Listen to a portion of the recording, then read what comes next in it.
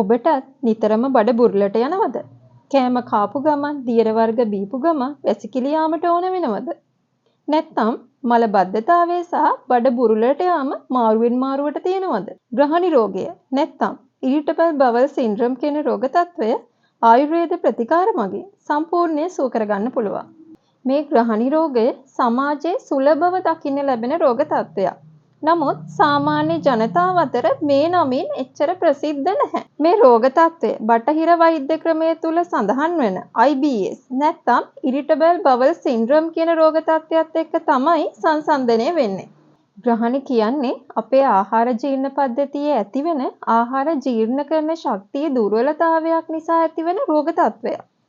මේ රෝගයේ රෝග ලක්ෂණ වෙන්නේ වරක් බඩ බුරුලටත් තවත් වරක් තදටත් මල පහ පිටවීම. ආහාර දිරවීමේ අපහසුව නිසා බඩ පුරවා දැමීම. මල පහ පිට කිරීමට පෙර බඩ කොරවීම හෝ බඩේ කැක්කුම කියන ලක්ෂණ.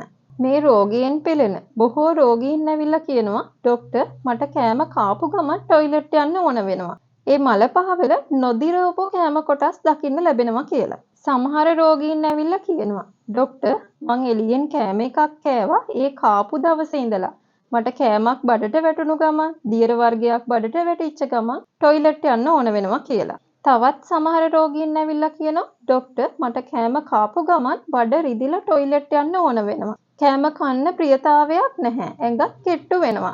ඒ වගේම එන්ඩොස්කොපි පරීක්ෂණ, කොලොනොස්කොපි පරීක්ෂණ කළා ඒවා නෝමල් කියනවා. ඒ පරීක්ෂණ නෝමල් වුණා. මේ රෝග ලක්ෂණ ඔබට තියෙනවා නම් ඔබ නිරෝගී කෙනෙක් වෙන්නේ නැහැ. මොකද ඉරිටබල් බවල් සින්ඩ්‍රෝම් කියන රෝගී තත්වයේදී බඩවැල් වල ව්‍යුහාත්මක වෙනස්කම් සිද්ධ වෙන්නේ නැහැ.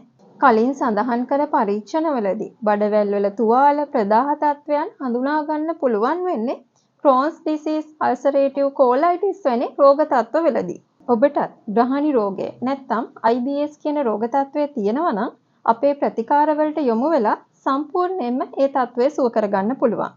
ප්‍රතිකාර සමගම ඔබ උෂ්ණ අධික ආහාර, කිරි නිෂ්පාදන, කෘත්‍රිම ආහාර වර්ග වලින් වැළකී සිටිය යුතු වෙනවා.